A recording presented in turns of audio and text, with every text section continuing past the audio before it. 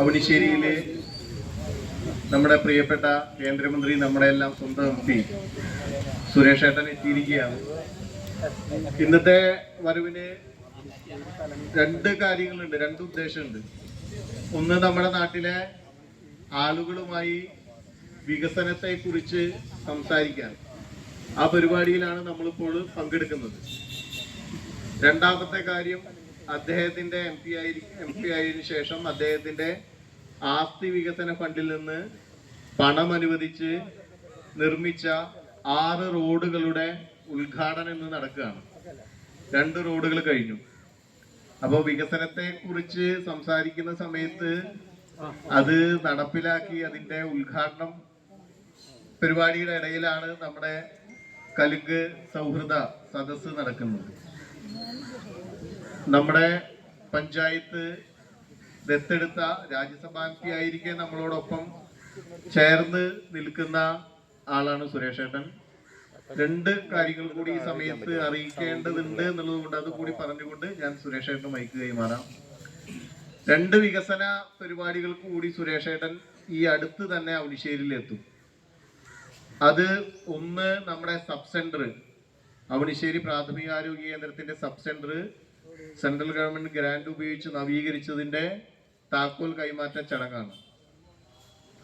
മറ്റൊന്ന്, നമ്മുടെ village office, വളരെ ശോചനീയമായിരുന്ന, വേണ്ടത്ര സൗകര്യങ്ങളില്ലാത്ത പഴയ വില്ലേജ് ഓഫീസ് കെട്ടിടം നമ്മുടെ സെൻട്രൽ ഗവൺമെന്റിന്റെ ഗ്രാന്റ് ഉപയോഗിച്ച് പുതിയ കെട്ടിടം പണിയുകയാണ്. അതിന്റെ തറക്കല്ലിടൽ ചടങ്ങാണ്. അപ്പൊ അതിനുകൂടി സുരേഷ് ഏട്ടൻ നമ്മളോടൊപ്പം ഉണ്ടാവും. അപ്പൊ അങ്ങനെ വികസനത്തെ കുറിച്ച് സംസാരിക്കുന്ന സമയത്തോടൊപ്പം തന്നെ ഇത്തരം കാര്യങ്ങൾ അവണിശ്ശേരിക്കായിട്ട് അദ്ദേഹം ചെയ്യുന്നുണ്ട് എന്നുകൂടി പറഞ്ഞുകൊണ്ട് നിങ്ങളുമായി സംസാരിക്കുന്നതിനും നിങ്ങൾക്ക് സംസാരിക്കുന്നതിനു വേണ്ടി സുരേഷ് ഏട്ടന് മൈക്ക് കൈമാറുന്നു. ഇവിടെ എത്തിയ എല്ലാവരെയും ഒറ്റവാക്കിൽ സ്വാഗതം ചെയ്യും. നമസ്കാരം. കലുങ്ക് സൗഹൃദ സംഗമം ഉള്ള് പഞ്ചായത്തിൽ നിന്ന് തുടങ്ങി ഇന്ന് 10ാമത്തെ പതിപ്പാണ് തൃശ്ശൂർ ലോക്സഭാ മണ്ഡലത്തിൽ. ഒരെണ്ണം കൂടി ചെയ്തിട്ടുണ്ട്, അത് കൊടുങ്ങല്ലൂരാണ്. അത് പക്ഷേ ചാലക്കുടി മണ്ഡലത്തിലാണ്, ലോക്സഭാ മണ്ഡലം. ബാക്കി ഇനി അവശേഷിക്കുന്നത് 32 പഞ്ചായത്തുകളാണ് തൃശ്ശൂർ ലോക്സഭാ മണ്ഡലത്തിൻ്റെ കീഴിൽ. ആ 32 പഞ്ചായത്തുകളിലും എത്രയും പെട്ടെന്ന് എത്തണമെന്ന് നിശ്ചയമാണ്, ആഗ്രഹമാണ്. കഴിയട്ടെ എന്ന് പ്രാർത്ഥിക്കുക. ഇത് പ്രാഥമികമായിട്ട് അടിസ്ഥാന സൗകര്യ വികസനം ലഭിക്കേണ്ടിയിരുന്നത് ലഭിക്കാത്തത് ഇന്നൊരു പക്ഷേ രൂക്ഷമായ അത്യാവശ്യമായി മാറിയിരിക്കുന്നു എന്ന് പറയുന്ന പശ്ചാത്തലത്തിൽ ഏറ്റവും അനുഭവസ്ഥർ, അത് ദുരിതമായാലും ചില ദുരിതങ്ങൾ മൊഴി മാറ്റി, രൂപം മാറ്റി, ഭാവം മാറ്റി നിങ്ങൾക്ക് ഗുണകരമായതിൻ്റെ ഒരു സൗഖ്യ സന്തോഷത്തിൽ ഈ അവശേഷിക്കുന്ന ദുരിതങ്ങളും കൂടി നിവാരണം ചെയ്യപ്പെടേണ്ടതുണ്ട് എന്ന നിശ്ചയത്തിൽ അതിൻ്റെ അവലോകനം നടത്തി ഇവിടെ വന്ന് എൻ്റെ മുന്നിൽ അവതരിപ്പിക്കുക. MP എന്ന നിലയ്ക്ക് എനിക്ക് ചെയ്യാൻ പറ്റുന്നതിന് എനിക്ക് വാഗ്ദാനം നൽകാൻ പറ്റും. ആ MP എന്ന നിലയ്ക്ക് ചെയ്യാൻ പറ്റുന്നതിനെ സംബന്ധിച്ച് നിയമാവലിയുണ്ട്. അതൊരാൾക്കും തകർക്കാനൊക്കത്തില്ല. ഇന്നലെ ഇളവള്ളിയല്ല, അതിന് മുമ്പ് അവിടെ ഏങ്ങണ്ടിയൂർ സംസാരിച്ചുകൊണ്ടിരുന്നപ്പോൾ ഒരു പൗരൻ വന്ന് പറഞ്ഞു, ഞങ്ങൾക്കൊരു ക്ലബ്ബുണ്ട്, ഇവിടെ പഞ്ചായത്ത് സ്ഥലം തന്നില്ല, അവസാനം ഞങ്ങൾ എല്ലാവരും കൂടെ പൈസ ഉണ്ടാക്കി കുറച്ച് സ്ഥലം വാങ്ങി ക്ലബിൻ്റെ പേരിലുണ്ട്, അവിടെ ഞങ്ങൾക്ക് ബാക്കി എല്ലാ സൗകര്യവും MP-യുടെ കാശ് തന്ന് ചെയ്യണം. നമ്മൾ സാധ്യമല്ല, അതിനനുവദിക്കുമെന്ന് ഇന്ത്യൻ പ്രധാനമന്ത്രി പറയണം, ഇന്ത്യൻ രാഷ്ട്രപതി പറയണം, കേരളത്തിൻ്റെ മുഖ്യമന്ത്രി പറയണം, ഇവിടുത്തെ ഗവർണർ പറയണം, ഇവിടുത്തെ ജില്ലാ കളക്ടർ സമ്മതിച്ച് എനിക്ക് അതിൻ്റെ അധികാരം തന്നാൽ ചെയ്യാൻ പറ്റും. പക്ഷേ MP ലാബ്സ് എന്ന് പറയുന്ന സംവിധാനം വാജ്പേയിജിയുടെ കാലത്ത് ശക്തമായി സ്ഥാപിതമായ കാലഘട്ടം തുടങ്ങി ഇതിൻ്റെ നോഡൽ ഓഫീസർ എന്ന് പറയുന്നത് ജില്ലാ കളക്ടറാണ്. ഇത് പൂർണ്ണമായിട്ട് ഇതിൻ്റെ കൃത്യത ഉറപ്പുവരുത്തുന്നതിന് യോഗ്യമാണോ അയോഗ്യമാണോ എന്നൊക്കെ നിശ്ചയിക്കുന്നത് പ്ലാനിംഗ് ഓഫീസറാണ്. ഇതിൻ്റെ തുകയെ സംബന്ധിച്ച് കൃത്യമായ അവലോകനം നടത്തി ഇത് കുറവാണ് അല്ലെങ്കിൽ കൂടുതൽ വേണം, കൂടുതലാണ് ഇത് റീ എസ്റ്റിമേറ്റ് ഇടണം എന്നെല്ലാം പറയുന്നത് പ്ലാനിംഗ് ഓഫീസറാണ്. എം പിക്ക് അതിലൊരു കാര്യവുമില്ല. അങ്ങനെ അംഗീകരിച്ച് അഡ്മിനിസ്ട്രേറ്റീവ് സാങ്ഷൻ AS അത് പതിച്ചു വരുന്നതിനാണ് പിന്നെ ടെക്നിക്കൽ സാങ്ഷന് വേണ്ടി പോകുന്നത്. ആ ടെക്നിക്കൽ സാങ്ഷൻ എന്ന് പറയുന്നത് സാങ്കേതികതയാണ്. ഇവിടെ മണ്ണിന് ഉറപ്പുണ്ടാവും. മണ്ണിന് ഉറപ്പ് വരുത്തുന്ന രീതിയിൽ കെട്ടിടം പണിയുകയാണെങ്കിൽ, റോഡ് പണിയുകയാണെങ്കിൽ എത്ര കാശ് ചെലവാക്കി, റീഇൻഫോഴ്സ്മെന്റ് എത്ര വേണം, ഇതെല്ലാം അതിൻ്റെ ബഡ്ജറ്റ് എല്ലാം പുനർനിർണയിക്കേണ്ടത് PWDയുടെ എഞ്ചിനീയറിംഗ് വകുപ്പും അവരെല്ലാം. ഇത്രയും കാര്യങ്ങൾ ഇതിനകത്തുണ്ട്. അദ്ദേഹം പറയുന്നത് അങ്ങനൊന്നുമല്ല, കാശിങ് തരണം, ഞങ്ങൾ അങ്ങ് ചെയ്യും, അല്ലെങ്കിൽ കാശ് അങ്ങ് MP ഫണ്ടിൽ നിന്ന് എടുത്ത് അങ്ങനെ ചെയ്യണം. അത് ഇതിനു മുമ്പ് MP മാർ ചെയ്തിട്ടുണ്ട്, MLA മാർ ചെയ്തിട്ടുണ്ടെന്നാണ് പറയുന്നത്. അങ്ങനെ ചെയ്തത് സത്യമാണെങ്കിൽ അവരെല്ലാം അകത്താവും. അങ്ങനെ ചെയ്യാൻ വകുപ്പില്ല. പറഞ്ഞാൽ മനസ്സിലായി? അപ്പൊ ഇത് പഞ്ചായത്ത് വഴി തന്നെ വരണം. ഇതിപ്പോ BJPയുടെ പഞ്ചായത്ത് ആയതുകൊണ്ട് ആ കുട്ടികളോട് ഒച്ച ഉണ്ടാക്കാൻ നിൽക്കുന്നത്. ഇതിപ്പോ BJPയുടെ പഞ്ചായത്ത് ആയതുകൊണ്ട് ഈ പഞ്ചായത്തിൽ മാത്രം എത്ര കോടിയുടെ വികസനം കൊണ്ടുവരാൻ സാധിച്ചു എന്നുള്ളത് ഒന്ന് അന്വേഷിക്കണം. നിങ്ങൾ ഇവിടുത്തെ ആൾക്കാരെ അറിഞ്ഞിരിക്കണം.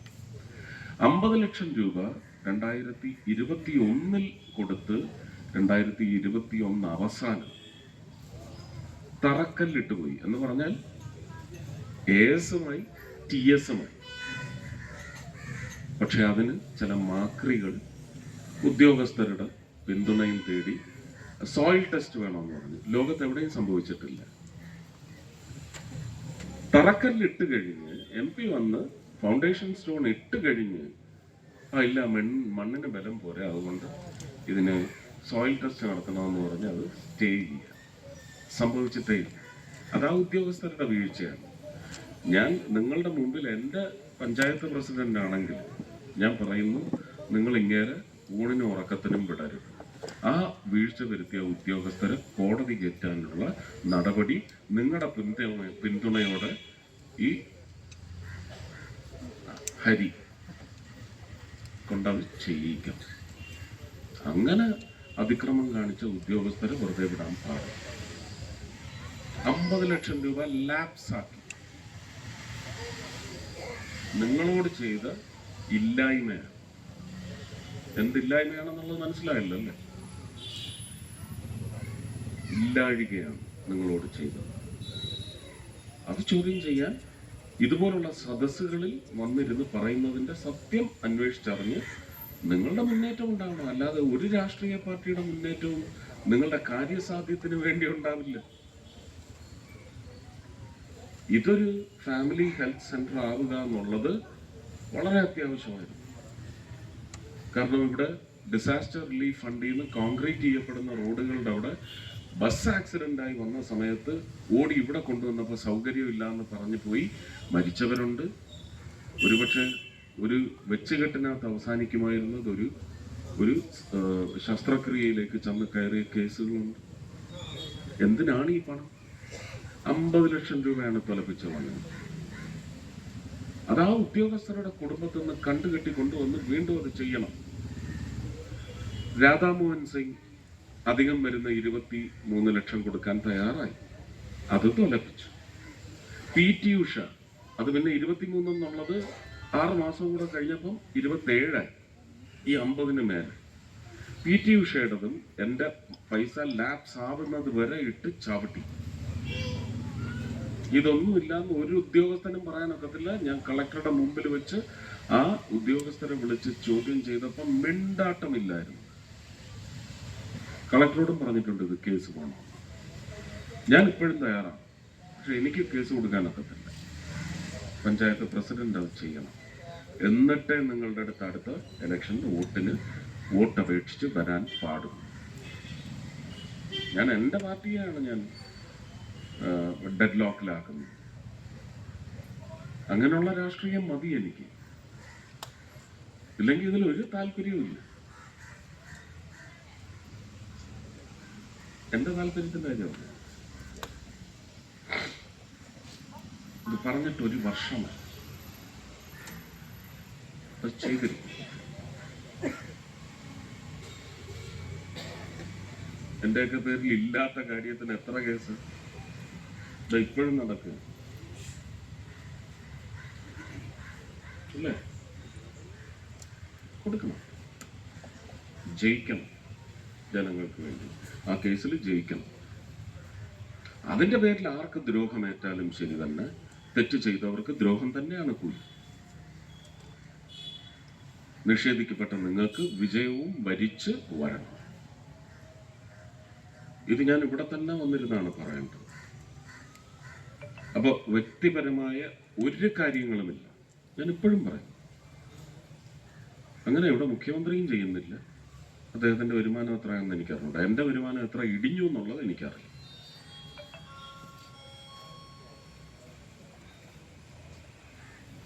അപ്പൊ അതുകൊണ്ട് പൊതു സമൂഹത്തിന് പൊതു നന്മയ്ക്ക് ഉതകുന്ന തരത്തിലുള്ള നിർദ്ദേശങ്ങൾ, അഭിപ്രായങ്ങൾ, നിങ്ങളുടെ നഷ്ടങ്ങൾ ഇനി അങ്ങോട്ട് നഷ്ടമായി തുടരാതിരിക്കാൻ, ലാഭമില്ലെങ്കിലും നഷ്ടമായി തുടരാതിരിക്കാൻ എന്തൊക്കെ എന്നെ കൊണ്ട് ചെയ്യാനാവും, അതിൻ്റെ ഒരു സംക്ഷിപ്തം ഇവിടെ വെച്ച് പങ്കുവച്ചാൽ അതിൽ ഒരു പരിഹാരം കാണുന്നതിനും പ്രതിവിധി കാണുന്നതിനും ഞാൻ സന്നദ്ധനാണ്. അതിൻ്റെ ചുമതലയാണ്. തുടങ്ങാം.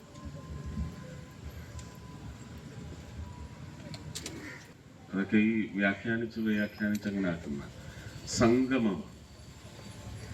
സുരേഷേട്ടനോട് വികസനത്തെ കുറിച്ച് എന്തെങ്കിലും ചോദ്യങ്ങളോ സംസാരത്തിനുള്ള സമയമാണ്. അതാണ് അദ്ദേഹം പറഞ്ഞത്.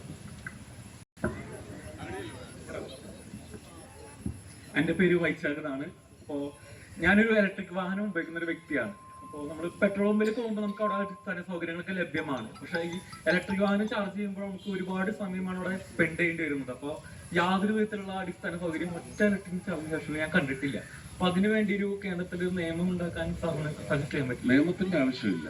ഇത് ഏത് പെട്രോൾ ബങ്കിലാണ് അതിനുള്ള സൗകര്യം ഇല്ലാത്തത്? പെട്രോൾ പമ്പിലല്ല, electric charging stations charging station petrol ബങ്കിലും ഉണ്ടല്ലോ അല്ലേ? ആ, പെട്രോൾ പമ്പിലുണ്ട്, അവിടെ സൗകര്യം ഉണ്ട്. പക്ഷെ ഒരുപാട് സ്ഥലത്ത് ഇപ്പോ വന്നിട്ടുണ്ട്, ചാർജിംഗ് സ്റ്റേഷൻ വന്നിട്ടുണ്ട്. പക്ഷെ അവിടെ ഒന്നുമില്ല, കുടിവെള്ളവും ഇല്ല, ബാത്റൂമും ഇല്ല, അങ്ങനെ ഒന്നും ഒരു സൗകര്യം. അവിടെ ഒന്നും ബാത്റൂം വരത്തില്ല. ഫുൾ ഫ്ലെഷ്ഡ് ആയിട്ടുള്ള പെട്രോൾ ബങ്കിൽ മാത്രമാണ് അതിന് സൗകര്യം. കാരണം അവർക്ക് നിരന്തരമായ ഒരു വെറ്റുവരുമാനമുണ്ട്. അതിനകത്ത് നിന്ന് ഇത്ര ശതമാനം ഇതിനു വേണ്ടി ഉപയോഗിക്കണമെന്ന് പറഞ്ഞാണ് അത് രൂപകൽപ്പന ചെയ്തിരിക്കുന്നത്. അതങ്ങനെ പോകും. ചാർജിങ്ങിന് സൗകര്യക്കുറവ് ചാർജിങ് സ്റ്റേഷനിൽ എവിടെയൊക്കെ? ഊരകത്ത് ഒരു ചാർജിംഗ് സ്റ്റേഷൻ ഉണ്ട്. രാത്രി കാലങ്ങളിലെല്ലാം അത് ഓപ്പൺ അല്ലേ? ഓപ്പൺ ആണ്, ചാർജ് ചെയ്യാൻ പറ്റുന്നില്ല. 24 മണിക്കൂർ ചാർജിംഗ് ഉണ്ട്. അന്വേഷിക്ക് ഊരകത്ത് മണ്ഡലം പ്രസിഡന്റിനോട് പോയി നോക്കാൻ പറ. എന്താണ് പണി? പോയി നോക്കണം. അതുകൂടാതെ തന്നെ വേറെ കാര്യം പറയാം. ആ ലോക്കൽ പോലീസ് സ്റ്റേഷനിൽ പോയി അവർക്കും അതിന്റെ ചുമതല കൊടുക്കുക. അവരും പോയി അന്വേഷിക്കണം ഈ ബുദ്ധിമുട്ടുണ്ടാവുന്നുണ്ടോ. ഇല്ലെങ്കിൽ എന്നെ അറിയിക്കും. വേറെ നമ്മുടെ ഈ പെരുവനം പൂരം, ആലപ്പുഴ പൂരമൊക്കെ ഭയങ്കര ഫേമസ് ആണ്. അപ്പോ അതിനടുത്ത് തന്നെ പെരുവനം കൊട്ടാരുണ്ട്. അപ്പോ ഈ പെരുവനം പൂരത്തിന്റെ ചരിത്രം ഒരുപാടുണ്ട്, അത് അധികം പേർക്ക് അറിയില്ല. അപ്പൊ അത് സംബന്ധിച്ചൊരു മ്യൂസിയം അവിടെ തുടങ്ങാൻ സാധിക്കും. അപ്പോ അതിന്റെ സാധ്യതയെ കുറിച്ചൊന്നും ആരും ഒന്നും അന്വേഷിക്കണമെന്നില്ല. അല്ല, അവരൊക്കെ തന്നെയാണ് ഇത് അന്വേഷിച്ച് ഒരു രൂപരേഖ ഉണ്ടാക്കി കേരള സർക്കാരിന് കൊടുത്ത് കേരള സർക്കാരിന്റെ സാംസ്കാരിക വകുപ്പ് വഴി കേന്ദ്ര സാംസ്കാരിക വകുപ്പിൽ എത്തിച്ചാൽ ഞാനത് കൈകാര്യം ചെയ്യുന്നില്ല. കൾച്ചർ മിനിസ്ട്രി എനിക്കില്ല. പക്ഷെ എങ്കിലും കേരളത്തിന്റെ മന്ത്രി എന്ന നിലയ്ക്ക് ഞാൻ അതിനകത്ത് ഇടപെടും. പക്ഷെ അത് കേരള സർക്കാർ വഴിയേ അത് വരാനോ. പിന്നെയുണ്ട്, നമ്മുടെ കേരളത്തിൽ ഒരുപാട് ടൂറിസ്റ്റ് സ്ഥലങ്ങളുണ്ട്. അവിടെ വികസനം വരുന്നെങ്കിൽ കുറെ ബിൽഡിങ്ങുകൾ മാത്രമാണ് വരുന്നത്. ആ ബിൽഡിങ്ങിലൊന്നും കേരള തനിമയുള്ള ഒന്നും തന്നെ ഇല്ല. അപ്പോ അങ്ങനെ ഒരു നിർദ്ദേശം ഉണ്ടെങ്കിൽ നമ്മുടെ കേരള തനിമ എന്ന് പറയുന്നത് ഒരു കാലത്ത് നമുക്ക് അങ്ങനെ ഉണ്ടായിരുന്നു. തൃശ്ശൂരിന് വെക്കുന്ന ബിൽഡിങ്ങുകളെല്ലാം തൃശ്ശൂരിന്റെ ഒരു മുഖം വ്യക്തമാക്കുന്നതാവണമെന്ന് പറയുന്നത്, അതൊക്കെ ഒരുതരം അടിച്ചേൽപ്പിക്കലാവുന്നു. വ്യക്തി സ്വാതന്ത്ര്യം, സമ്പ്രദായ സ്വാതന്ത്ര്യം എന്നൊക്കെ പറയുന്ന എല്ലാം ചോദ്യം ചെയ്യപ്പെടുന്നു എന്ന് പറഞ്ഞ ഒരുപാട് ചർച്ചകൾ വരുന്നുണ്ട്. നമ്മൾ അതിനകത്ത് നമുക്ക് സൗകര്യം പൂർണ്ണമായി കിട്ടണം. അല്ലാതെ ഒരു ഉന്തും തള്ളും ഒരു മൊനയും ഉണ്ടാക്കി വെച്ചിട്ട് അങ്ങോട്ടൊന്ന് പോയി നമുക്കൊന്ന് നിൽക്കാൻ പോലും പറ്റാത്ത തരത്തിൽ അതിനുവേണ്ടി കോൺക്രീറ്റും കമ്പിയും ചെലവാക്കുന്ന കാര്യങ്ങൾ ഒഴിവാക്കി പൂർണ്ണമായിട്ടും ഉപയോഗത്തിൽ വരുന്ന ഇൻഫ്രാസ്ട്രക്ചർ ബിൽഡിംഗ് ആ സൗകര്യത്തിലേക്ക് വരുത്തുമ്പോൾ തന്നെ മറ്റുള്ളവർക്ക് അസൗകര്യമുണ്ടാക്കുന്ന ഒരു ഇൻഫ്രാസ്ട്രക്ചർ ബിൽഡിംഗ് ഇത് വേണം, അത് പാടില്ല എന്ന് പറയുന്ന ഒരു നിഷ്കർഷത നമുക്ക് വെക്കാൻ പറ്റും. പക്ഷേ ഫുൾ കൾച്ചറൽ ബിൽഡിംഗ് എന്നൊക്കെ അതിന് നിർദ്ദിഷ്ട സ്ഥാനങ്ങളുണ്ടാവും, പ്രദേശങ്ങളുണ്ടാവും, അവിടെ നമുക്കത് ചെയ്യാൻ പറ്റും. ഇപ്പോൾ വടക്കുന്നാഥ ക്ഷേത്രം നമുക്ക് ഇന്ത്യൻ പാർലമെന്റ് പണിതതുപോലെ പുതിയ യുഗത്തിന്റെ അമ്പലം എന്ന് പറഞ്ഞാൽ അങ്ങനെ പറ്റത്തില്ല. അത് ആ സ്ഥാപനത്തിന്റെ അവകാശം. അപ്പം അങ്ങനെയുള്ള കാര്യങ്ങളിലൊക്കെ നമുക്ക് കൾച്ചർ ബൗണ്ടായിട്ട് നിൽക്കാൻ പറ്റും. ഇല്ലെങ്കിൽ വ്യക്തിക്ക് അവരുടെ സ്വാതന്ത്ര്യം കൊടുക്കുന്നത്. സാറേ നമസ്കാരം. സാറേ നമസ്കാരം.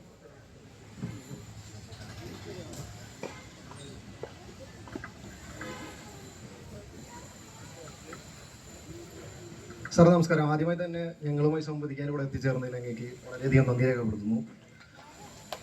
നമ്മുടെ യുവാക്കളുടെയും കുട്ടികളുടെയും ചിരകാലാഭിലാഷമായ അവണിശ്ശേരിയിൽ ഒരു ഗ്രൗണ്ട് എന്ന ഒരു ആഗ്രഹം യാഥാർത്ഥ്യമാക്കുന്നതിന് വേണ്ടി അങ്ങയുടെ ഭാഗത്തു നിന്ന് നല്ലൊരു ഇടപെടൽ ആവശ്യമാണ്. നമ്മൾ ഇതിനു മുമ്പ് ഇവിടുത്തെ MLA-മാരുമായിട്ടും മാറി മാറി വന്ന ഒരു രാഷ്ട്രീയ കക്ഷി അതിലും പറ്റി പറയുകയല്ല, എന്നാലും താങ്കളുടെ ഇടപെടൽ ഞങ്ങൾക്ക് ഇവിടെ ഗ്രൗണ്ട് യാഥാർത്ഥ്യമാക്കുന്ന രീതിയിൽ എന്ത് സാധിക്കും, എത്രയും പെട്ടെന്ന് അത് സാധിക്കാൻ പറ്റുമെങ്കിൽ അത്രയും വലിയൊരു ഉപകാരമായി ഈ നാട്ടിലെ യുവാക്കളുടെയും കുട്ടികളുടെയും ഒരു ആഗ്രഹം. സുരേഷേട്ടാ, നമുക്ക് സ്വന്തമായിട്ടൊരു മിനി സ്റ്റേഡിയം പറയാനുള്ള ഒരു സ്ഥലമുണ്ട്. പക്ഷെ അതിലേക്കുള്ള വഴി നമുക്ക് ഇല്ല. അതാണ് അതിലൊരു വിഷയം. രണ്ടാമതൊരു വഴിയുള്ളത് തണ്ണീർത്തടത്തിലൂടെയാണ്. ഈ രണ്ട് പ്രശ്നങ്ങളാണ്. ആ തണ്ണീർത്തടത്തിലൂടെയുള്ള വഴി അവർ തരാൻ തയ്യാറായിട്ടില്ല നിലവിൽ. നമ്മൾ ഒരു 2 കൊല്ലം മുന്നേ അവരുടെ അതിന് ശ്രമിക്കണമെന്ന് പറയാനേ എനിക്ക് സാധിക്കും. വെറ്റ്ലാൻഡ് നിയമങ്ങൾ അതെല്ലാം ഞാനും പാലിക്കണം. കേരള സർക്കാർ നിഷ്കർഷിക്കുന്നത് പോലെ ഞാൻ സഹകരിക്കുകയും അതിനെ ചോദ്യം ചെയ്യാതിരിക്കുകയും വേണം എന്നുള്ളത് എൻ്റെ ബാധ്യതയാണ്. അപ്പോൾ അത് എന്തെങ്കിലും അതിനകത്ത് ഇപ്പോൾ ഒരുപാട് പേർക്ക് നികത്താനൊക്കെ സമ്മതി കൊടുക്കുന്നില്ല. നമുക്ക് വേറൊരു ഗ്രൗണ്ട് എവിടെയെങ്കിലും സ്ഥലം കണ്ടെത്തി സാധ്യമാക്കാൻ സർക്കാർ ഇല്ല, അതിന് MP ഫണ്ട് ഇല്ല. അറിയില്ല, അതുകൊണ്ട് അല്ല, MP ഫണ്ട് ഇല്ല. ഓക്കെ. അടുത്തത് നമ്മുടെ ഹെൽത്ത് സെന്റർ അതുപോലെ തന്നെ ആയുർവേദ ഡിസ്പെൻസറി ഉള്ള 2 കവാടങ്ങൾ അതിനുണ്ട്. ആ 2 കവാടങ്ങളിലും ലൈറ്റ് ഇല്ലാതെ രാത്രി ആളുകൾ ലഹരി ഉപയോഗിക്കും കാര്യങ്ങളൊക്കെ ആയിട്ട്. അപ്പോൾ അവിടെ 2 ഹൈമാസ്റ്റ് മിനിമാസ്റ്റിന്റെ ആവശ്യമില്ല. ഇത് നിങ്ങൾക്ക് ആ വാതിലിനല്ലേ വെട്ടം വേണ്ട. ഒരു കവാടം മാത്രമേ. ആ കവാടത്തിനകത്ത് 2 ലൈറ്റ് വെക്കാൻ എന്താവും എന്നുള്ളത് നോക്കിയിട്ട് പറഞ്ഞാൽ മതി. അതുപോലെ തന്നെ പാർ സ്കൂളിൽ 2 ഉപയോഗശൂന്യമായ 2 ലൈറ്റുകളുണ്ട്. അത് മാറ്റി സ്ഥാപിച്ചുകൊണ്ട് നമുക്ക് എന്തെങ്കിലും. അല്ല, അത് പറ്റത്തില്ല. അത് ഇതിന് മുമ്പ് ഏത് MP സ്ഥാപിച്ചോ അന്ന് അതിന്റെ മെയിൻ്റനൻസ് നമുക്കില്ല. മെയിൻ്റനൻസ് കാലാവധി ആയിട്ടില്ല. അത് ഒരെണ്ണം MLA ടീം പ്രധാന MP 1 കൊല്ലം മുന്നേ സ്ഥാപിച്ചതാണ്. അവിടുത്തെ നിർദ്ദേശപ്രകാരം. അവസാനമായിട്ട് ഈ ശരിശേരികാവ് അമ്പലം എന്ന് പറഞ്ഞു കഴിഞ്ഞാൽ വളരെ പുരാതനമായ ഒരു അമ്പലമാണ്. ഇവിടെ ഒരു IMAX ലൈറ്റ് അനുവദിക്കാൻ സാധിക്കുമെങ്കിൽ, അല്ലെങ്കിൽ ലൈറ്റ് സജ്ജീകരണങ്ങൾ എന്തെങ്കിലും സാധിക്കുമെങ്കിൽ അത് വളരെ ഉപകാരമായിരിക്കും. പറ്റുമോ? ഇതിന്റെ ഒരു 10 മീറ്റർ അപ്പുറത്ത് ജംഗ്ഷനിൽ സുരേഷ് ഏട്ടൻ സ്ഥാപിച്ചൊരു ലൈറ്റ് ഉണ്ട്.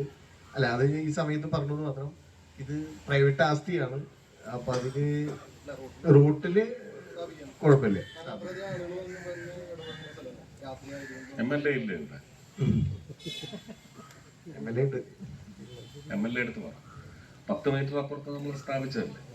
നമുക്ക് മറ്റു പ്രദേശങ്ങളിലും എത്ര ഹൈമാസ്റ്റ് ഇവിടെ സ്ഥാപിച്ചിട്ടുണ്ട്, എത്ര മിനിമാസ്റ്റ് സ്ഥാപിച്ചിട്ടുണ്ട്? സുരേഷ് ടോട്ടൽ 10 ഒരു പഞ്ചായത്തായ മതി.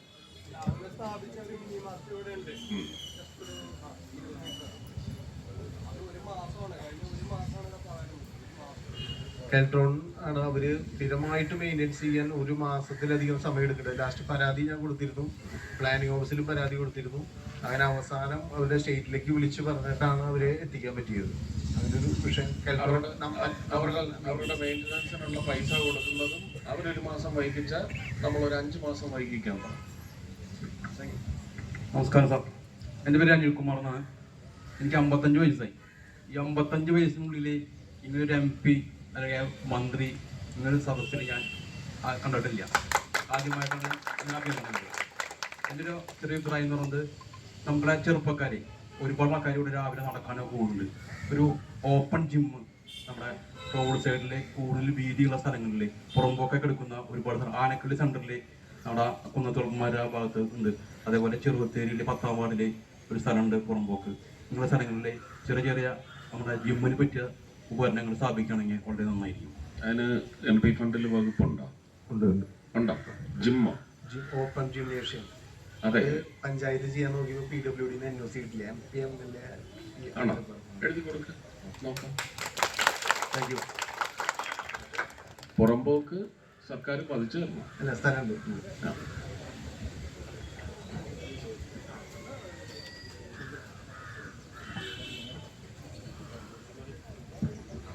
ബഹുമാനപ്പെട്ട സുരേഷ് ഗോപി MP-ക്ക് നമസ്കാരം. ഞാൻ ഈ ചെരിശ്ശേരിക്കാവ് നാരായണമംഗലം ക്ഷേത്രങ്ങളുടെ സെക്രട്ടറിയാണ്. ഞങ്ങളുടെ ഒരു പ്രധാന ആവശ്യം എന്ന് വിചാരിച്ചു കഴിഞ്ഞാൽ, നമ്മുടെ നാരായണമംഗലം ക്ഷേത്രത്തിൻ്റെ അധീനതയിൽ 2 ഏക്കറോളം വിസ്തൃതിയുള്ള ഒരു വലിയ കുളമുണ്ട്. അത് ഇന്ന് വളരെ നാശോന്മുഖമായ ഒരു അവസ്ഥയിലാണ് നിൽക്കുന്നത്. അത് നന്നാക്കി എടുക്കാന്ന് പറഞ്ഞാൽ ഒരു ചണ്ടി വരാൻ പോലും 10-50,000 രൂപ ഞങ്ങൾക്ക് ചിലവ് വരുന്നുണ്ട്. അപ്പോൾ അതൊരു വലിയ രീതിയിൽ നന്നാക്കി എടുക്കുകയാണെങ്കിൽ അതിൻ്റെ അപ്പുറത്തൊരു 12 ഏക്കറോളം കൃഷി പണിയുന്ന സ്ഥലമുണ്ട്. ഈ ഭാഗത്ത് ഒരുപാട് പേർക്ക് കുടിവെള്ള പ്രശ്നങ്ങളുണ്ട്. അപ്പോൾ ആ ചിറ വളരെ നല്ല രീതിയിലൊന്ന് ഡെവലപ്പ് ചെയ്ത് കഴിഞ്ഞാൽ ഞങ്ങൾക്ക് അമൃത് സരോവർ പദ്ധതി അത് പൊതുകുളമായിട്ട് പ്രഖ്യാപിക്കുന്നുണ്ട്. അമൃത് സരോവർ പദ്ധതി എടുത്തി കൊടുക്ക്, പ്രോജക്റ്റ് കൊടുക്കുക. അത് പൊതു സ്വത്താണെന്ന് എഴുതി കൊടുക്കേണ്ടി വരും. ഞങ്ങളത് പൊതുസ്വത്തായിട്ട് എഴുതി കൊടുക്കാൻ ജനങ്ങൾക്ക് ഉപകാരമാണെങ്കിൽ അമ്പലം തയ്യാറാണ്.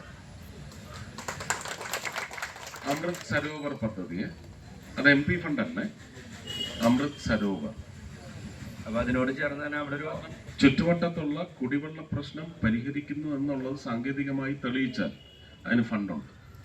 അത് മാത്രമല്ല, അവിടുത്തെ വലിയ കൃഷിഭൂമിയുണ്ട്, ഒരു 10 ഏക്കറിലധികം വരുന്ന ചെയ്യാം. വളരെ നന്ദി സാർ. ഞാൻ 11ാം ക്ലാസ് പഠിക്കുന്ന വിദ്യാർത്ഥിയാണ്.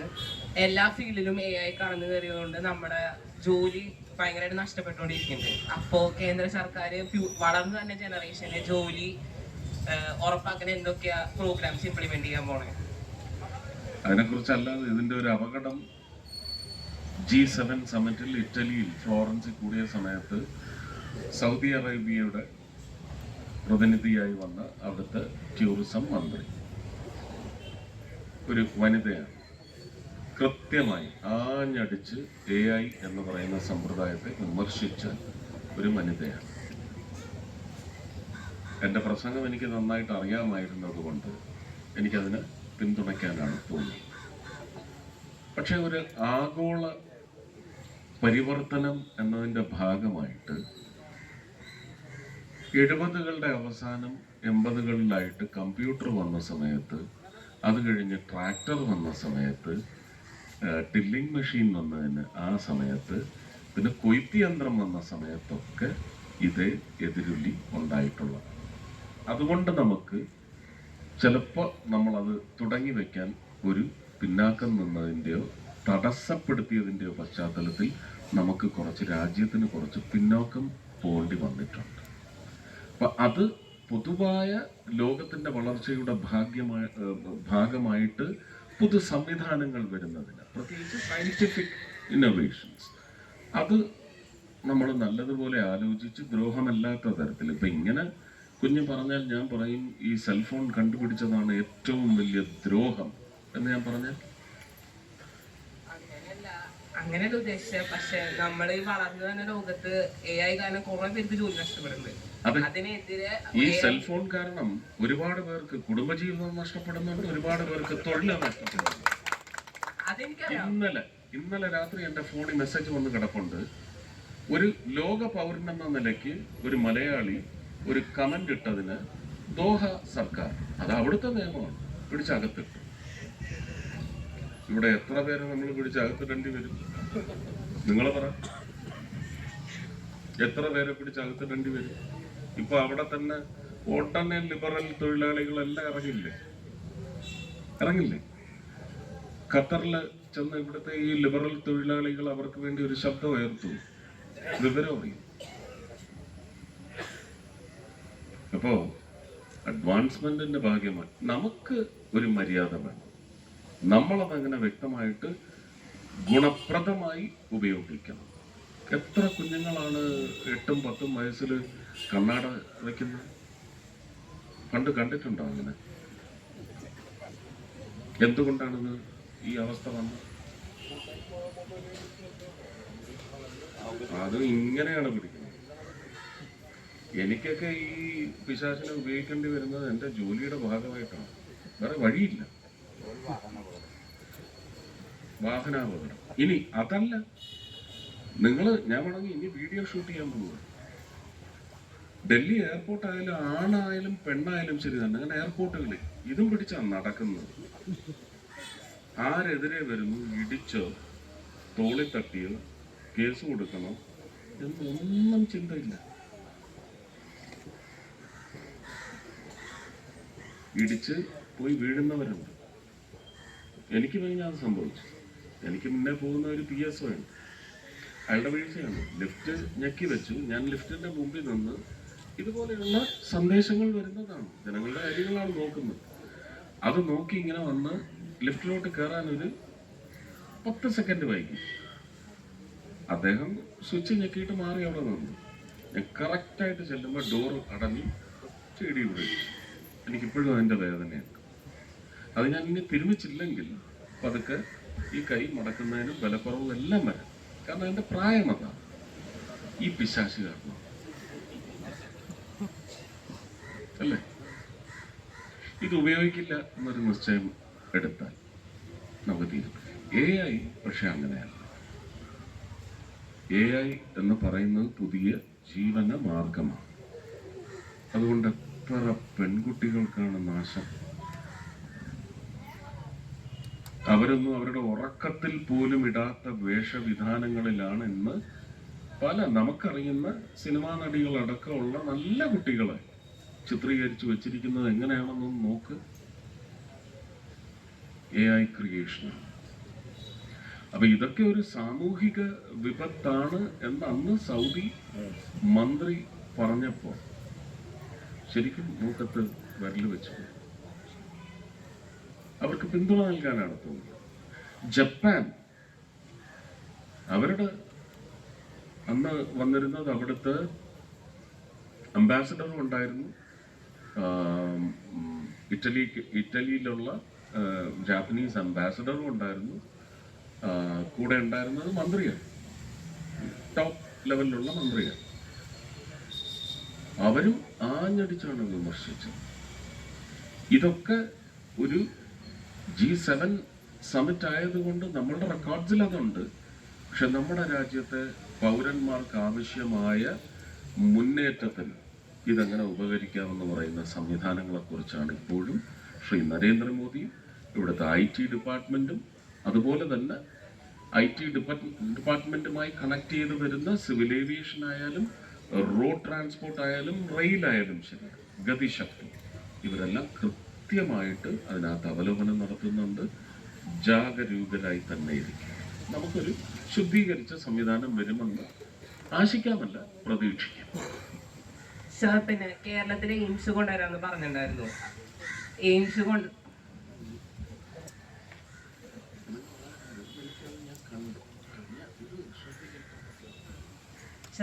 കൊണ്ടുവരാമെന്ന് പറഞ്ഞിട്ടുണ്ടായിരുന്നു. എയിംസ് കൊണ്ടുവന്നാൽ കേരളത്തിലെ ആരോഗ്യമേഖലയിൽ വലിയൊരു മാറ്റം കൊണ്ടുവരും. അതിപ്പോ നടക്കുന്നത് താങ്കൾക്ക് തോന്നുന്നുണ്ടോ? തോന്നുന്നുണ്ടോ? എനിക്ക് കൊണ്ടുവന്നാൽ വളരെ നല്ലതാണ്. തോന്നുന്നുണ്ടോ? ഇല്ല, അത് താങ്കളുടെ ഭാഗത്ത് നിന്ന് എന്തെങ്കിലും അതിനൊരു താങ്കൾ വിചാരിച്ചാൽ നടക്കത്തില്ല. അതറിയാം. എന്ന് പറഞ്ഞാൽ ഈ താങ്കൾ വിചാരിച്ചാൽ നടക്കില്ല. താങ്കൾ അതിനു വേണ്ടി താങ്കൾ അതിന് 2016 മുതൽ നിങ്ങളത് വ്യക്തമായി കേൾക്കും. 2016 രാജ്യസഭയിൽ ചെന്ന് അതിൻ്റെ വെല്ലിൽ ഇറങ്ങി പ്രതിപക്ഷം ബഹളം ഉണ്ടാക്കി സഭ പിരിഞ്ഞ സമയത്ത് അന്ന് അവിടെ വെച്ച് അന്നത്തെ ആരോഗ്യമന്ത്രി ശ്രീ JP നഡ്ഡയോട് ആഞ്ഞ് അടിച്ച് പറഞ്ഞതാണ് കേരളത്തിന് ഇതൊരെണ്ണം വേണം. അത് നിശ്ചയമായിട്ടും ഉണ്ട് എന്നാണ് പറഞ്ഞത്. അന്ന് മുതൽ അദ്ദേഹം ആരോഗ്യമന്ത്രിയായിരിക്കുന്ന കാലഘട്ടം ചോദ്യോത്തരവേളയിൽ രാജ്യസഭയിലായാലും ലോക്സഭയിലായാലും കേരളത്തിന് വരും, കേരളം പൂർണ്ണമായ ലിസ്റ്റ് തരട്ടെ എന്ന് മറുപടി പറഞ്ഞിട്ടുണ്ട്. നമ്മൾ എഴുതിയിട്ടല്ല പറഞ്ഞിട്ടുണ്ട്. അത് കഴിഞ്ഞ് മൻസുഖ് മാണ്ഡവ്യ വന്നപ്പോഴും ആദ്യം തന്നെ കല്ല് വെച്ചത് ഞാനാണ്, ഇത് ആലപ്പുഴയിൽ കിട്ടണം. JP നഡ്ഡയോടും അത് തന്നെയാണ് പറഞ്ഞത്. എന്തുകൊണ്ട് ആലപ്പുഴ? നിങ്ങൾ പറ, ഇന്നത്തെ ഒരവസ്ഥ ആലപ്പുഴയിൽ കേരളത്തിലെ മറ്റ് 16 ജില്ലകളുമായി 13 ജില്ലകളുമായി താരതമ്യം ചെയ്ത് 14ാമത്തെ ജില്ലയെന്ന സ്ഥാനം അലങ്കരിക്കാനെങ്കിലും വികസനത്തിന്റെ കാര്യത്തിൽ ആലപ്പുഴയ്ക്ക് യോഗ്യതയുണ്ട്. എന്താ ആലപ്പുഴയ്ക്ക് ആ യോഗ്യത നേടിക്കൊടുക്കേണ്ടത് മലയാളിയുടെ ആവശ്യമല്ല. അവിടെയുള്ളത് നമ്മുടെ സഹോദരങ്ങളല്ലേ. അവിടുത്തെ കുഞ്ഞുങ്ങൾക്ക് നല്ല സ്കൂളും ആ സ്കൂളിൽ പോയി പഠിക്കാനുള്ള സാമ്പത്തിക വരുമാനത്തിന് അവിടുത്തെ റിയൽ എസ്റ്റേറ്റ്, അവിടുത്തെ റെന്റൽസ്. കൊച്ചി എങ്ങനെയാണ് ഇത്രയും റെന്റിന്റെ കാര്യത്തിൽ വലുതായത്? ഇപ്പൊ വിഴിഞ്ഞം വരുന്നതോടുകൂടി തിരുവനന്തപുരം എത്രയാണ് വലുതാവാൻ തുടങ്ങുന്നത്? അങ്ങനെ കേരളത്തിന്റെ മറ്റു ജില്ലകൾ 13 ജില്ലകളും എടുത്തോളൂ. ഇടുക്കി ആയിരിക്കും ഒരു പക്ഷെ പിന്നോക്കം നിൽക്കുന്നത്.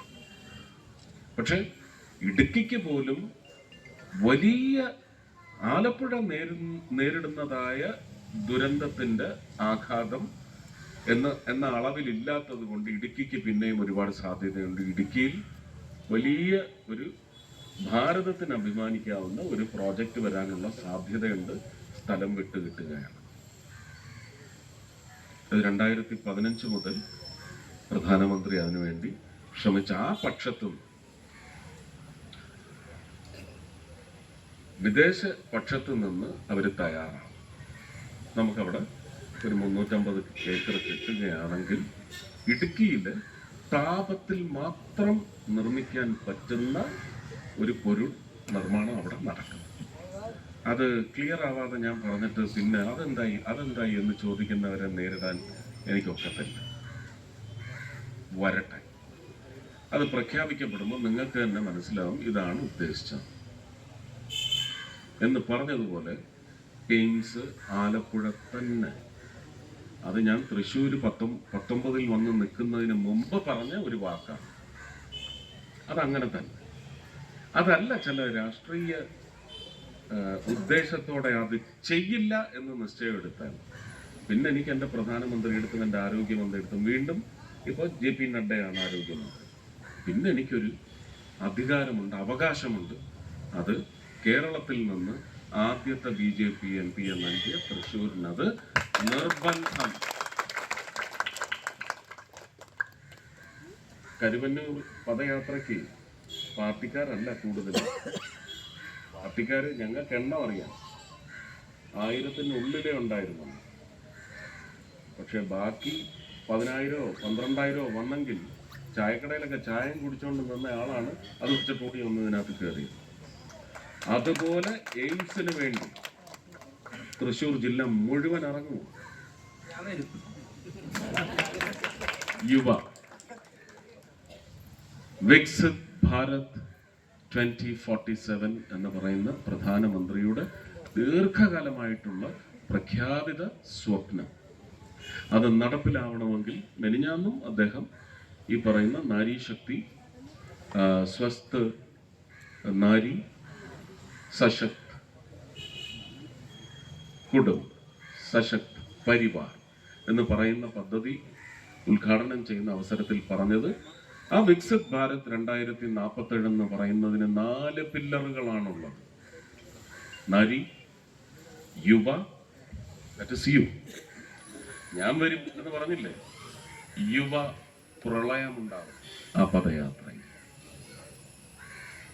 സ്റ്റേറ്റ് ഗവൺമെന്റിന് നമ്മൾ ശരിക്കും ഒരു പൂട്ടിടണം. അതിവിടെ വേണം. Central forensic science research lab and institute.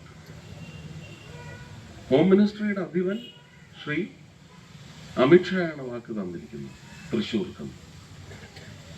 പക്ഷെ ശ്രീ പിണറായി വിജയന്റെ ചീഫ് സെക്രട്ടറി പറയുന്നു തൃശ്ശൂർ സ്ഥലമില്ല, ഞങ്ങൾ 7 ഏക്കർ സ്ഥലം തിരുവനന്തപുരത്ത് തരാം. അതെന്താണ് അതിന്റെ ഉദ്ദേശം എന്ന് മനസ്സിലായില്ലല്ലേ? മനസ്സിലായില്ല. തൃശ്ശൂർ തന്നാൽ എനിക്കത് പെരുമയല്ലേ? ഞാൻ പ്രഖ്യാപിച്ച പദ്ധതി അത് തരില്ല. അങ്ങനെയാണെങ്കിലുള്ള പ്രതിമാർഗവും ഞാൻ ഒരു വലിയ സംഘടന കേരളത്തിൽ അവരുമായിട്ട് അണ്ടർസ്റ്റാൻഡിങ്ങിൽ എത്തിയിട്ടുണ്ട്. അവരായി 7 ഏക്കർ ഒരു ബിൽഡ് ഓപ്പറേറ്റ് ആൻഡ് ട്രാൻസ്ഫർ എന്ന് പറയുന്ന മോഡലിൽ തരാൻ തയ്യാറാണ്. പക്ഷെ അമിത്ഷാ പറയുന്നത് അത് അവിടെ നിൽക്കട്ടെ, കേരള സർക്കാരിനെ കൊണ്ട് തരിക്കണം. നമുക്കതാണ് രാഷ്ട്രീയ വിജയം, രാഷ്ട്ര വിജയം എന്നാണ് പറഞ്ഞത്. അതിനുവേണ്ടി ഇതൊക്കെ നിങ്ങൾക്ക് പബ്ലിസൈസ് ചെയ്യണം കേട്ടോ. ഇതൊക്കെ പബ്ലിസൈസ് ചെയ്യണം, മുഖ്യമന്ത്രിയോട് ചോദിക്കണം, ഇതിനുള്ള ഉത്തരം വാങ്ങണം. ചീഫ് സെക്രട്ടറി അയച്ച കത്തൊക്കെ എൻ്റെ അടുത്തുണ്ട്. മനോഹരമാണ്, മനോഹരമായ രാഷ്ട്രീയമാണ് അതിലുള്ളത്. വ്യാഖ്യാനമൊന്നും വേണ്ട, ഡയറക്റ്റാണ്. Thrissur it is not possible land availability. Trivandrum we have ample. അത് രാഷ്ട്രീയമാണ്. അല്ല, അതൊക്കെ നമുക്ക് പിന്നെ ചോദ്യം ചെയ്യാം. നമുക്ക് ആദ്യം കാര്യം നടക്കണം. അപ്പോൾ അതിന് വേണ്ടുന്ന പ്രവർത്തനം എല്ലാവരുടെ ഭാഗത്തു നിന്നും ഉണ്ടാവും. ആ സെൻട്രൽ ഫോറൻസിക് റിസർച്ച് ലാബും ഇൻസ്റ്റിറ്റ്യൂട്ടും തൃശ്ശൂർ വരുന്നതോടുകൂടി തൃശ്ശൂരിൻ്റെ മാപ്പ് ഒന്നുകൂടി വർണ്ണശബളമാവും. അതുപോലെ ആ മേയറെയും കണ്ടംകുളത്തെ അദ്ദേഹത്തെയും ആ കോർപ്പറേഷൻ്റെ അധികാര പരിധിക്ക് പുറത്ത് നിർത്തിയാൽ നല്ലൊരു ഭരണം ഈ നവംബർ ഡിസംബറിൽ വരികയാണെങ്കിൽ, അത് ഞങ്ങളുടെ ഭരണമാണെങ്കിൽ, തൃശ്ശൂർ റൗണ്ടും അവിടുത്തെ ശക്തൻ മാർക്കറ്റും ഏത് തരത്തിൽ ഭൂമി മലയാളം ഉണ്ടായത് മുതൽ അത് അങ്ങനെയാണല്ലോ കാണുന്നത്. അവിടുത്തെ സൗകര്യ വികസനം എങ്ങനെയാണ് നടത്തുന്നതെന്ന് കാണിച്ചത്. അതിനുള്ള ഒരു സാമ്പിൾ അവിടെ ഇട്ടിട്ടുണ്ട്. സാമ്പിൾ മേടിക്കട്ടെ. 1 കോടിയുടെ ഒരു കോംപ്ലക്സ് എന്ന് പറഞ്ഞ് 1 കോടി കൊടുത്തു. അതിൽ 30 ലക്ഷം രൂപ ലാപ്സ് ആക്കിയത് ആരാണെന്ന് കൂടി നിങ്ങൾ അടുത്ത ഇലക്ഷന് വരുമ്പോൾ ചോദിച്ച് മനസ്സിലാക്കണം. 70 ലക്ഷം രൂപ ഇട്ടിട്ടുണ്ട്. എന്നിട്ട് ആ കോംപ്ലക്സ് അവിടുത്തെ തൊഴിലാളികൾക്ക് ഉപയോഗിക്കാൻ പറ്റാത്ത തരത്തിൽ പൂട്ടിയും ഇട്ടു ഇടയ്ക്ക്. അതെന്തിനാണെന്നും ഒക്കെ അന്വേഷിക്കണം. ശ്രീ കണ്ടംകുളത്തെയും അതുപോലെ തന്നെ വർഗീസ് ചേട്ടനും അതിന് ഉത്തരം പറയണം കേട്ടോ. പറഞ്ഞു കേട്ടോ. എനിക്കൊരു ഉത്തരവാദിത്വം എന്ന് പറയുന്ന പോലെ അതിനേക്കാൾ വലിയ ഉത്തരവാദിത്വം ഉണ്ട് വോട്ട് കൊടുത്ത് ജയിപ്പിക്കുന്ന നിങ്ങൾക്ക്. അഭിപ്രായം കൂടി കുടിവെള്ളവുമായി ബന്ധപ്പെട്ടാണ്. നമ്മൾ ജൈവമിഷൻ്റെ കീഴിലെ ഒരുവിധം എല്ലാ വീടുകളിലും കണക്ഷൻ എത്തിയിട്ടുണ്ട്. പക്ഷേ വെള്ളം കൊടുക്കേണ്ട ഒരു അവസ്ഥയിലേക്ക് പല വീടുകളിലും അത് എത്തിയിട്ടില്ല. അതിൻ്റെ കാരണം എന്ന് പറയുന്നത് നമ്മുടെ അടുത്ത പഞ്ചായത്തായ വല്ലച്ചിറ പഞ്ചായത്തിൽ നിന്നാണ് ഇതിലേക്കുള്ള വെള്ളം ഇങ്ങോട്ട് എത്തിച്ചേരുന്നത്. അവിടെയുള്ള ആ വെള്ളം ശേഖരിക്കുന്നുള്ള സ്ഥലം വളരെ പരിമിതമാണ്. അത് ഒന്ന് വികസിപ്പിക്കുകയാണെങ്കിൽ. ഇത് ജൽജീവൻ മിഷൻ ഇങ്ങനൊരു പദ്ധതി കൊടുക്കുമ്പോൾ തന്നെ DPR രേഖപ്പെടുത്തും. നിങ്ങൾ ഇതിന് ഈ പൈപ്പിൽ കൊടുക്കാനുള്ള വെള്ളത്തിന് സ്ഥലം കണ്ടെത്തിയിട്ടുണ്ടോ? നിങ്ങൾക്ക് അത്രയും വോളിയം വെള്ളമുണ്ടോ? അതെല്ലാം ഉണ്ട്, റെഡി ഇട്ടോ എന്ന് പറഞ്ഞിട്ടാണ് ഇത് ഇട്ടത്. ആ റെഡി എന്ന് പറഞ്ഞവരത് എത്തിക്കണം.